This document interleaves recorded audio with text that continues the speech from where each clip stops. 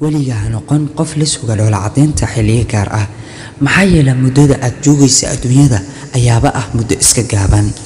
nabiga calayhi salaatu wasalaam wuxuu ahaa mid dhoola cadeyn badan, waxa uu ku tilmaamay in ay tahay sadaqo.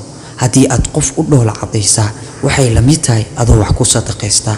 nabiga calayhi salaatu wasalaam waxa uu xadiisku leeyahay laa taxqiranna min almacruufi shay-a walow an talqaa akhaaka biwajhi dalqin, taas oo macnaheedu tahay walaalka ha ka xasdin wanaaga aadba kula kulantid weji dabacsan.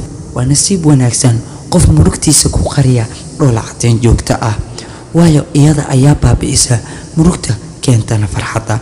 haddii uu qofkaas soo horbaxa kuna dhoola cadeeya waxaa hubaal ah in aadan qofkaas shar ka filanaynin.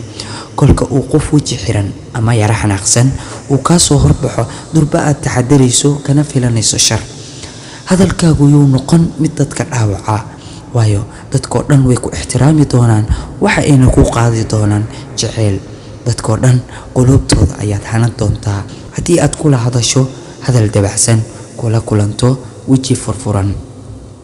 isweydii waa kuma qofka loo sameeyay waxyaabaha quruxsan, dhulka dooga, qoraxda subaxii soo baxayda, galabkii qoraxda dhacaysa, daruuraha, ubaxyada, waa kuma qofka loo sameeyay haddii aadan ahayn adiga. waxyaabaha dabacsan iyo waxyaabaha quruxsan waxaa dareemi kara qof qalbigiisu nadiif yahay, kana saaray waxyaabaha cariiriga u keenaya, feelalka eberka ah, waxyaabaha nolosheeda buuxi kara oo mala awaalka ah.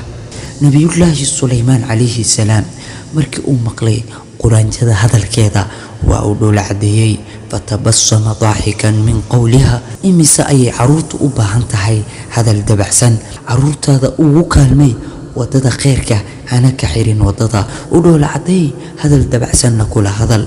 quruxdu waxa ay soo daahirtaa markii la dhoola cadeeyaa. imise ayaad u dhoola cadeysay una qaadatay inaad jeceshahay, imise ayaa fikir xun kaa aaminsanaa una dhoola cadeysay durba isbedelay. dhoola cadeyntu waa sirta guusha loogana tilaabi karo dhibaatooyinka adduunyada.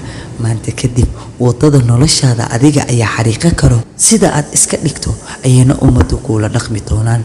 haddii aad weji dabacsan iyo dhoola cadeyn kula kulanto waxa ay kula kulmi doonaan qaabkii aad kula kulantay. weel walibana waxa ka dhalaala waxa ku jira. al-inaa'u yandaxu bima fiih. noloshaada gaaban ha iskaga dhamayn muruga joogta ah. maanta ka bacdi ha badato dhoola cadeyntaada.